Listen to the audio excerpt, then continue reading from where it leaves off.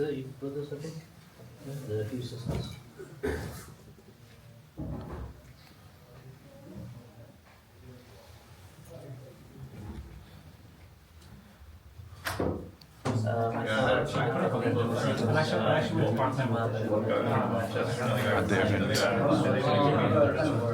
I gave him a dress.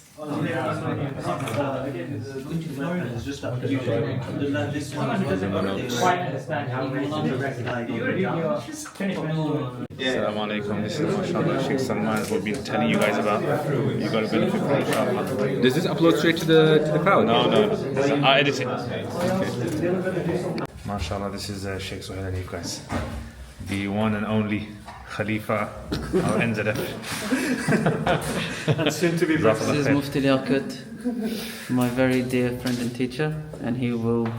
Teacher in the meaning of student. Muta'allim. And the one and only Khalifa of his YouTube channel. And this is MashaAllah. I've never seen a device like this in my life. Awesome. This is his institute. If you guys are in High Wycombe, make sure you come down here, yeah? That man's institute. But Yeah, this is MashaAllah. This is Imam al-Anbiya. Okay, Jazakallah khair. The first talk that I ever gave was in Leicester. I went on the Tablighi Jamaat. You know, Tablighi Jamaat brothers, they go to mosque and then they read Quran and Hadith, and they go around meeting brothers to invite them to come to the mosque to listen to the talk. It's a way of kind of like motivating the Muslims to start practicing again. That's the idea. So I went there. I think it was like a 40-day thing, or I can't remember what it was, maybe a 10-day thing. And it was in Leicester, and I had to give a little talk after Fajr. And they call it the 6 points, and you have to cover the 6 points. And as soon as I got up, nerves just kicked in. I just became so nervous, sweating, panicking. 30 seconds, the whole thing was over. And luckily, the guys who were sitting there were the guys, my mates who were in the group. And they were all like giggling and laughing. So that was like so nervous, honestly. I still have PTSD until today. But after that, I got used to it. I got used to preparing for talks. I think the main thing in a talk is confidence. The more confident you are, and the more confidence you kind of spill out into the audience, you make the audience feel relaxed, the better the talk is. It doesn't matter what you talk about. Honestly, it's all about confidence. You just have to be confident. It's like being on the camera. You know, imagine like you put a camera on, you try to speak on a camera on your phone. You kind of feel shy, you feel scared, but then after a while, all that shyness and fear disappears. You become confident. It's like you're speaking to your best mate. You're really confident how you speak. You can, body language shows it as well. So this is why I'm doing these vlogs, by the way, guys.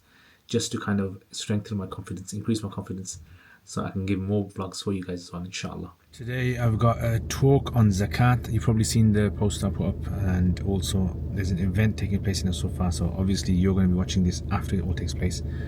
So the talk is in a mosque called Isa bin Maryam, right? Isa, the son of Maryam. And inshallah I'm going to be delivering a talk on zakat. And there's also going to be another online talk which I'm going to be doing tomorrow. I prefer talks that are face-to-face rather than online. I don't know you guys. Do you guys prefer online talks, or do you prefer courses or talks that are face-to-face? Let me know in the comments. And today's also going to be a completion of the Sab'a Qira'at at Sufa. So if you guys don't know what that is, it's basically the Quran has these various different types of recitations, the ways you can recite the Quran. There's 7 famous ones. And As-Sufa, alhamdulillah, after quite a few years, I don't know how many years, has actually got its first graduates now that have completed this. So it's a big event, inshallah. So if you guys are around, well, obviously you're going to watch this later on. I'll make some videos there as well, inshallah, so you guys can see what happens.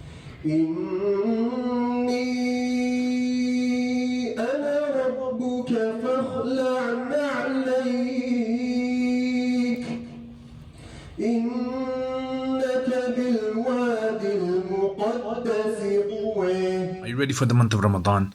Have you got everything in preparation? One of the things I would definitely say that you should start doing from now is start to either fast from now or cut down your eating from now, honestly. If you start preparing 1 month before your fasting, remember the Prophet ﷺ, he used to fast after the month of Ramadan profusely in the month of Sha'ban. So that's basically the month before Ramadan. Prepare before Ramadan, honestly. Cut down your eating. If you're eating 3 meals a day, cut it down to 2 meals a day. If you can't do it every day, do it every other day, or maybe 2 or 3 times a week. you cut down your food basically. That is honestly going to help you so much in preparing for Ramadan, because one of the biggest things that happens in Ramadan is people have a shock when they stay away from food for the first 3 or 4 days. So do that, and also start to increase doing worship as well. So like, you know, reading Quran and these kind of things as well, dhikr of Allah, attending the masjid regularly. That's going to get you into the momentum of Ramadan, inshallah. The latest. These are all the rough notes I've made for the course, inshallah. So I've got a lot to make, inshallah. So these, as you can see, different colors, different topics, issues. This is the Meccan era. You have over here Medina era, still got to fill in. But yeah, that's basically what I've been up to. So I've been so busy making these instead of making vlogs for you guys. Today's the course, guys. Make dua. We're going to watch this afterwards. Loads of mistakes in there, by the way, yeah? Spell check will probably die. AI won't be able to take my notes. But inshallah, I'll do a little quiz at the end. And whoever gets that quiz, inshallah, will get. They came to Abu Bakr and they thought they could shake him. They said to Abu Bakr, do you know what your companion, Muhammad has said about this last night? He went on a night journey, 1,000 miles he traveled at the speed of light, and he saw this, and he saw this, and he saw this. Abu Bakr said, if he says anything further than this, I will accept him. In other words, my faith is not based upon what happens to him. My faith is based upon Allah, the message. So this is how firm he was. That's why they called him Siddiq, the one who affirmed his faith before everything. Alright guys, we are here. Guess where we are? Take a big guess. Well, forget taking guess. Let me show you where we are. This is where we are. Okay, by the way, this is all halal nasheeds here. Just in case. HMC, yeah? You didn't get him. Is it approved? MashaAllah guys, this is the damage. Vegans, I hope you're watching this. I hope you're watching this, Mr. Vegans and Mrs. Vegans.